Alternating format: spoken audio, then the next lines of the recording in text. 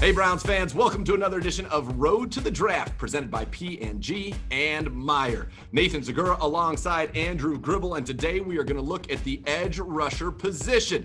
Now we're re-recording this because things have changed. Jadeveon Clowney on Wednesday signing a one-year deal with the Browns, and so now Clowney and Takk McKinley have joined this edge group, but on short deals. So this still could be a place where Andrew Berry looks to go early in this draft, Gribs. Yeah, when you look at it on the surface, you'd think your initial reaction is, well, don't need a pass rusher in the first round anymore. But I would counter that by saying now things line up particularly maybe better at getting a pass rusher in the first round, because there's a reason why there are so many pass rushers in this late first round area. And that's because they have some work to do. I think that they're developmental players. A guy like a Jaeson is just an athletic freak out of Penn State, but he might need a couple years of coaching and fine tuning. Now you're in the position where you could potentially draft a pass rusher in the first or second round and not need them right away and coach them up behind the scenes and really try to get the best out of them when you need them. One thing that'll be interesting to see is how the mock drafts change after the signing of Clowney, because it started off with Zaven Collins, I think was everybody's choice, a linebacker, and then it went to the edge rushers kind of prior to the Clowney signing. It'll be curious to see where it goes if it moves to corner, because we've seen that kind of start to really percolate as well for the Cleveland Browns. But boy, let's just talk for a second. Getting Clowney in here to have Clowney and Myles Garrett and Takk McKinley, and the three of them are going to be on the field together a lot. I think the Browns even saw it in the press release talking about Clowney as a three technique, somewhere he's been very successful. And when I got a chance to talk to him, he said he was excited about the versatility and the fact that they're going to move guys all around to create mismatches and give everybody the opportunity to get after the quarterback. Oh, it also doesn't hurt, in Clowney's own words, that he's not going to have to worry about getting double teamed almost every play like he has for the majority of his career. No, I mean, you just look at the talent the Browns have at edge rusher now. You've got three former first-round picks, two of whom were the number one overall pick. They're two of the four guys since 2000 that have been drafted number one overall as a pass rusher. I mean, these are some freakishly talented guys at the position. And so now you have that depth, the same kind of depth you had last year at this time. So again, this is all these draft picks at this point, because like you like to say, you could roll this team out there tomorrow and you feel pretty good about the depth. So this is bonus. But I think for these picks, you're thinking about the future. You're not just thinking about 2021. So getting the best value in the NFL is getting a great pass rusher on a rookie contract. I mean, because these guys do not come cheap in free agency. So I think that to me, it becomes even more of a focus. I think it's one of those positions where you could add to that room to start thinking about the future. And there's a lot of guys who are not necessarily going to make a big rookie impact, but could develop into some of the better pass rushers in the NFL. Yeah, and I think that's why day one, day two, certainly the edge position still in play, because Clowney's on a one-year deal. So is Takk McKinley, according to reports on both of those. And now they could both turn into and blossom into long-term solutions, given that they're still in their 20s. But this is an opportunity to get, as you mentioned, a great value at a position with a first or second or even third round talent. So let's take a look at some of the guys here in this edge class. And at the top of many people's lists, and this is a position where there's a lot of variation, though, is Kwity Paye, the defensive end out of Michigan.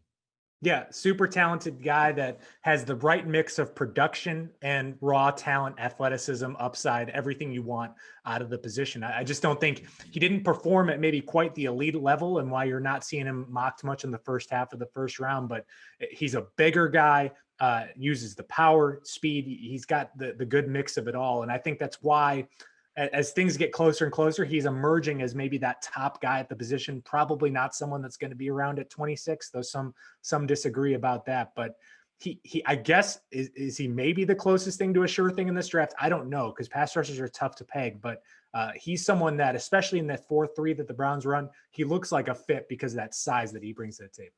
Yeah, he can set the edge, 16 tackles for loss, 8.5 sacks in his last 16 games. Now, interestingly, Lance Zierlein, who does the NFL draft profiles at NFL.com, said his comp was Emmanuel Ogbah, a former Brown who's really blossomed here in Kansas City and then in Miami the last couple of seasons. Now you got the two guys from Miami, Jaelan Phillips and Gregory Rousseau. And we'll start with Phillips, who had one heck of a pro day and really took advantage of Rousseau opting out in 2020 and had a monster season that has propelled him to the top of many draft boards at the edge rusher position. Yeah, it's weird. I think when you started this process, you thought Rousseau was going to be a top 15 pick lock when he opted out because he was coming off such a huge 2019 season. But I think there is going to be some recency bias in these draft selections, and I think you're now seeing a consensus that Phillips is the higher ranked guy because he is a great mix of produced at a high level last year and then freakish athletic traits that are truly unique to the position. So the question with Phillips is going to be about the years prior. What happened at UCLA, the injuries, things like that. Whereas the question about Rousseau is going to be, what about the last year?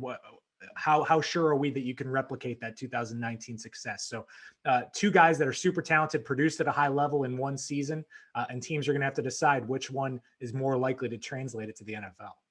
Yeah, when you talk about Phillips, the fact that you mentioned the concussions, that health issue is something that teams are really going to have to evaluate. And then with Rousseau, the 19 sacks in 2019, but doesn't play last year and did a lot of his best work lined up on the inside, not necessarily traditionally on the edge. So a couple of interesting guys from the U for Andrew Berry and company to look at.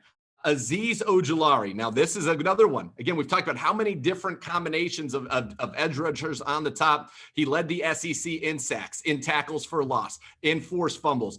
That's a pretty good conference last time I checked. He was dominant in Georgia. He's a little bit on the smallish side. And you say to yourself, okay, can he fit in a 4-3? Can he set the edge against the run? Because we know he can get to the quarterback. Yeah, I think that ultimately is the biggest question mark with him when it comes to the Browns, because depending on where you look at it, it's almost like he's listed as a linebacker because it seems like he's such a logical fit for some of these teams in the 3-4. So it's one of those where you look at him, can you convert him? Can you maybe put like 10 pounds on him? Is he ready to be a 4-3? I think guys have made this transition one way or the other, and a lot of guys have struggled with it. I think it reminds me a little bit of like when you thought about Bud Dupree in free agency. Could that be someone that would have converted to a defensive end in this system? But again, super talented, performed at a high level. I think that's why teams like him. I just wonder about the fit with the Browns. But again, you've got that insurance where you don't maybe need him right away. You can work on getting him ready if you think the clay is there to mold that you really like.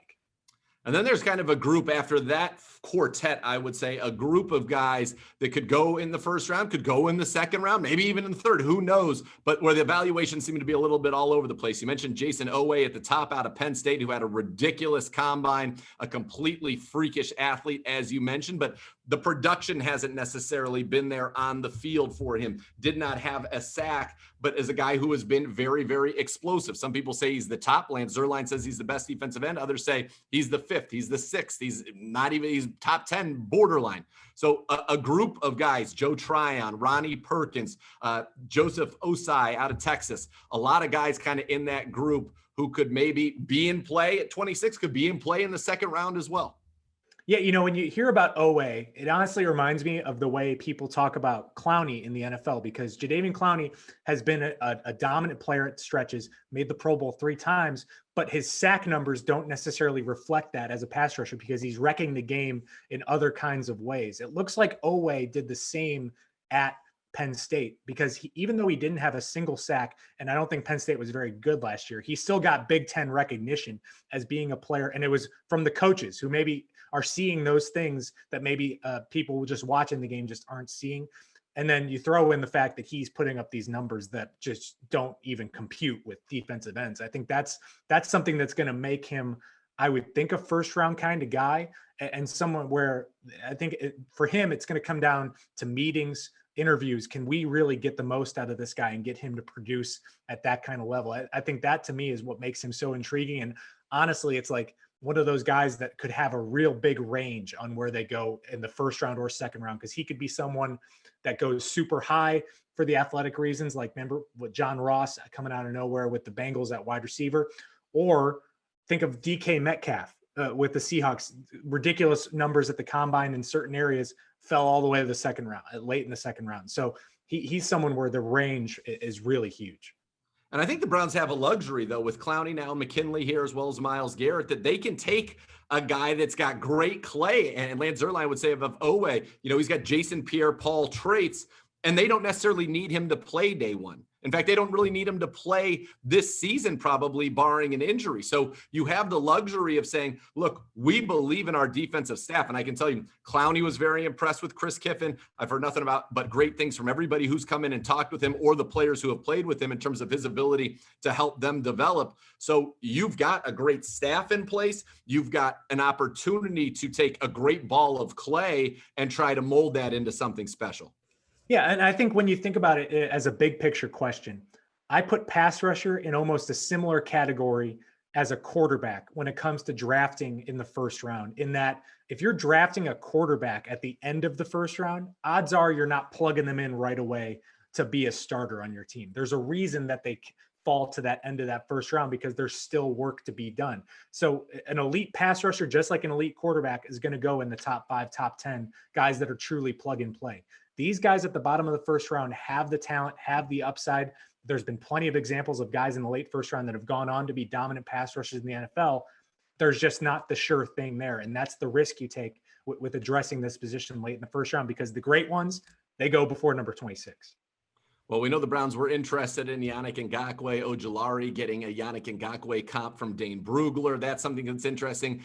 Joseph Osai out of Texas, he gets a comp to Tack McKinley, who's somebody that the Browns clearly liked a lot, as they tried to bring him in, 5 times a year ago, and finally got him this offseason. So names like that, Carlos Basham out of Wake Forest, who had 23 straight games with a tackle for loss. Joe Tryon, who was very productive in 2019, and our own Nick Harris would know him well at Washington, where he had 12.5 tackles for loss and 8 sacks. So you've got a lot of guys in that day 1, day 2 range who could make sense for the Browns. The pressure, though, to get one is gone.